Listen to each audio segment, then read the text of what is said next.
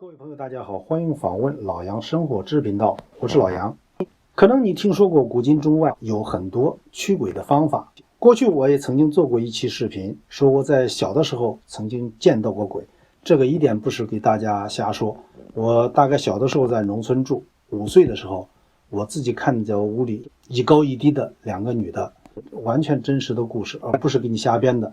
后来呢，在我们家的邻居呢，也出现个类似的事情。本来有一家呢，是儿子突然有一天晚上病了，昏迷不醒。因为这个儿子呢是一个当官的，后来住院住了几个月，最后抢救过来了。但是这个儿子救过来以后呢，大概不到1个月时间，他的母亲就去世了。另外还有我自己的亲身经历，我爱人和我当时呢到夏威夷去度假，我们在游泳的时候呢，我爱人差点被溺水了。当时呢，我正好离他非常近，然后就把他拖上岸。但是几乎是同时，我的岳母在国内就去世了，也就是我们刚刚回到这个英国，然后呢，家里就告诉我们已经去世了。实际上这个中间呢，也是联系的非常紧。所以说从我个人来讲，虽然我是医生，是受过这种各种教育的，但是我仍然相信呢，有一种力量是超乎我们想象的。所以今天呢，我想在这里给大家扒一扒这个古今中外的驱鬼的方法。首先在咱们介绍方法之前呢，先给大家这个科普一下，在这个很多古老的传说呢，说这个魔鬼附身有哪些情况。如果一个人的魔鬼附在他身上呢，首先他会表现出精神失常，会自言自语，眼露凶光啊。另外呢，他也可能折磨自己，出现一些非常反常的一些行为，或者有些人会突然说一些稀奇古怪的语言，有一些呢好像是非常古代的一些古语，他说的东西用现代的人的这种语言的话根本不可能。另外还有一些人呢，他会了解十分遥远的事情，有些是了解几百年前的事情，有些人会跟你说他知道几百年后的一些事情，就是非常蹊跷，非常奇怪。或者有些人突然会变得力大无比，本来这个人非常瘦弱，结果他突然呢变得非常有力量。还有一些人呢，他会耳道边呢不断的听到有人给他讲话，甚至呢他有些人会命令别人去做事情，像他们有人说以上帝的名义，或者说以这个老天爷的名义，说你应该做什么事情。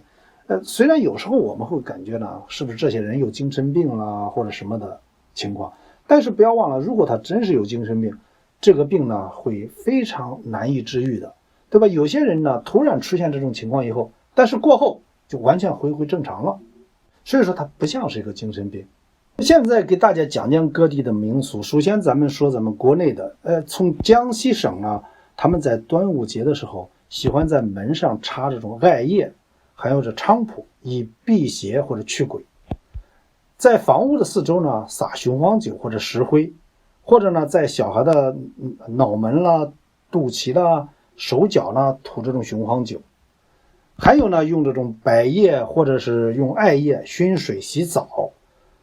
那么也有人呢用稻草烧瓦罐，先把这个瓦罐烧红，然后把醋放进去进行熏蒸。其实呢，从医学的角度来讲呢，古代用这种方法实际上它有一定道理。因为大家都知道艾叶是什么作用，艾叶呢是中药，对不对？我们经常用艾叶来做这种灸，就是灸肚脐啦，这种中医用这种艾叶来治病。实际上艾叶它熏的这个气呢，实际上它释放的气体有可能能起到一些消毒的作用。那么消毒呢，如果这个鬼是病毒或者其他引起的，那么你有消毒的东西在家里，它就可以起到驱鬼的作用。另外呢，撒这雄黄酒，大家知道古代的时候这个酒的浓度呢一般也是比较高的。另外这石灰，雄黄酒和石灰呢都能起到消毒的作用。我不知道大家知不知道呢，在这个农村的厕所过去条件非常差，很脏。实际上农民呢，他们经常会用这种石灰在这个厕所周围撒上，这样呢它就可以消毒，去除一些虫子，把一些虫子杀死。当然如果你要用艾叶煮水来泡澡，对身体呢可能也是有好处的。另外最后这一条，用稻草把瓦罐烧红，把醋放进去来熏蒸，这个实际上到现在为止国内还经常会用这种方法。如果你们家人有人感冒了，有流行性感冒，那么就买来这个白醋放在锅里去让它烧，烧开的时候呢，把盖子打开，就让这个醋的气味充满整个屋子，这呢就能对这个屋子起到熏蒸和消毒的作用。实际上呢，古代的这种民俗呢，绝对不会是空穴来风，它都有它的一定的科学道理。另外，国内有一个地方叫慈溪，这个地方呢，他们认为鬼生活在冰冷而黑暗的阴间。恶鬼的致命弱点是什么？它怕火，另外怕光。于是呢，当地的居民呢就有一种民俗啊，他们会点燃稻草驱赶这个鬼魂。这个在我的老家河南也是这样。就像我当时说的，我小时候看到这个鬼，第二天呢，我告诉我母亲，我母亲呢就拿这种稻草，干的稻草拿来用火点了以后呢，她就在屋里到处绕，包括各个角落都绕。她说呢，她一边绕一边骂，然后说这样呢就可以把这种恶鬼驱走。另外还有人呢会到这个门口外，在外面放鞭炮，因为他说这个放鞭炮以后呢，它一方面有火，另外呢有声音，这些呢也可以把这个鬼驱走。在中国藏族的地方，在藏历12月29日的时候呢，往往他们当地会举行跳神的活动，也就是在初夜呢，手持火把，呼叫着驱鬼，手里拿着火把，然后大声叫，然后把鬼驱走。用点燃的青稞干呢，在屋里转一圈，和刚才讲的一样，然后把鬼呢赶出门，然后再跟着点起鞭炮和青稞干，然后呢，一起拿到路口扔进火堆里，然后把这个鬼驱走了。大家可以看，像我母亲在河南用的方法呢，和她西藏他们用的方法也是非常相像的。咱们再看看国外的，意大利呢，他们有正儿八经的驱魔师啊，他这个驱魔师非常专业的，他必须经过梵蒂冈的认证，他属于神职人员。人家而且还专门有驱魔人国际协会。首先，你如果说有人家里被魔鬼上身了，然后你要先申请，申请完以后，这神父呢就首先到你家里去收集这个患者的一些病史资料，另外呢也问问家庭成员的情况，他首先要了解情况，然后呢他才会把这个被鬼缠身的人绑在椅子上，人家专门有那种驱魔的这个椅子，把人绑在这椅子上，然后呢他会在这个人身上洒圣水，同时呢朗诵经文，人家有专门的驱鬼的经文，然后用法器来驱魔。所以说这在意大利人家是有正儿八经的一个职业。再回到亚洲，日本的驱鬼，日本呢因为很多文化和咱中国有点像，但是也有一些地方不尽相同。例如他们用的驱鬼的植物叫豆子，用这个豆子，用桃子，用南天竹来驱鬼。这个桃子呢，咱们国内也有用这种桃木剑来驱鬼的。所以说这个可能是日本的文化从大唐的时候传过去的，但是他们用豆子和咱们是不一样的。其中他们一个驱鬼的稻子叫福豆，然后他把炒的这种黄豆呢撒在门口。还有一种做法是，如果孩子们这个出远门的话，老人们呢就会用火镰打击这个碎石，在这个孩子们的背后打火花，说能够把魔鬼驱跑。还有呢，他们将这种镜子啦、剑啦，还有玉挂在红淡比树枝上面，有一种树，他把它挂在树枝上。另外还有这个福冈县，他们会先把这个鬼呢赶进天满宫的驱鬼堂，然后再用烟熏的方法把这个鬼呢给它熏蒸，然后达到退治灾鬼的这种目的。现在我想给大家谈的，因为无论世界各地，包括咱们国内也好，因为大家一直认为这个用火可以把鬼驱除，其实呢也有很多这个因为驱鬼呢出现一些火灾的情况。其中有一个广西的黄母，突然呢精神病发作，产生了幻觉，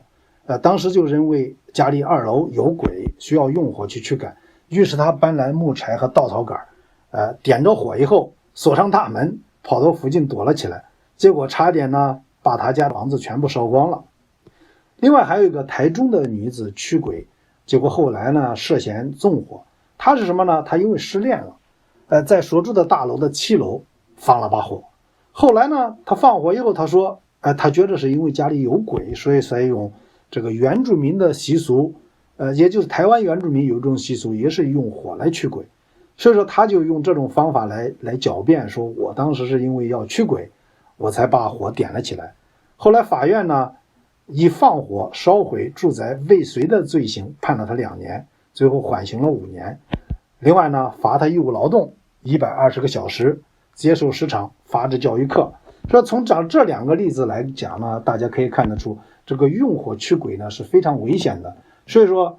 在这里我要提醒大家，千万不要用火的方法去驱鬼。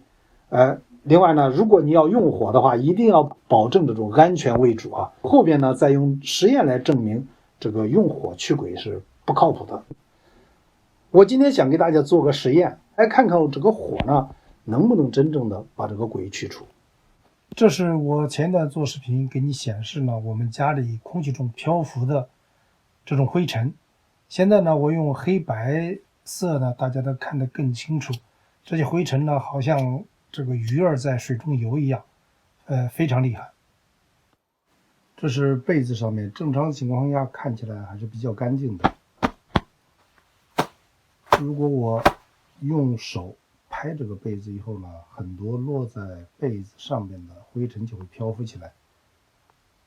大家可以看屋里边有很多这样的粉尘。现在我用打火机把这个火打开以后，看这个火呢对这些粉尘有没有影响。大家可以看这些粉尘仍然可以从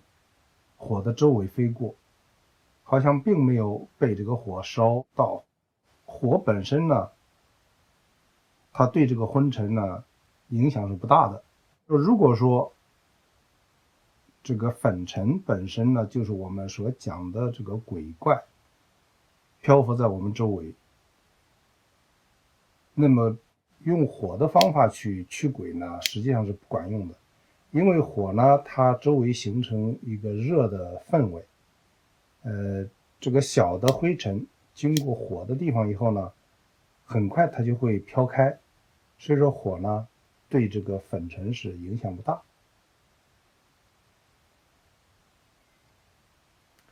现在大家看这个粉尘仍在这空中漂浮着，漂浮的速度非常快。那么我把火拿过来以后，这些灰尘仍然在这地方漂浮。我企图拿着火来点燃这个灰尘，但是实际上是不可能点燃的。所以说用火驱鬼这种方法是不靠谱的。谢谢收看。